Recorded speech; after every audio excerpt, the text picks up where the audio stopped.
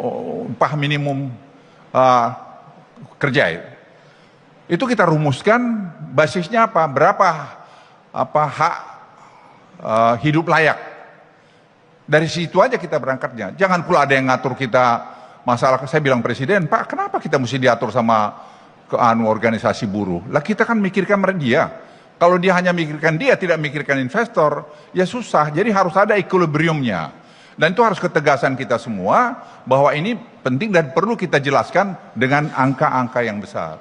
Saya kira dengan Kementerian Tenaga Kerja kami bicara, Dewan Ekonomi bicara, kita dengarin Apindo, kita dengarin semua. Akhirnya kita rumuskan dalam formula dan kita sampaikan pada Presiden, dan saya lihat Presiden sudah terima. Tapi saya bilang Presiden, Pak Presiden, mohon maaf, mohon Bapak juga jangan mau dipaksa untuk sana sini. Ini yang sudah yang terbaik, jalan tengah. Bila bilang enggak, Pak Luhut saya enggak.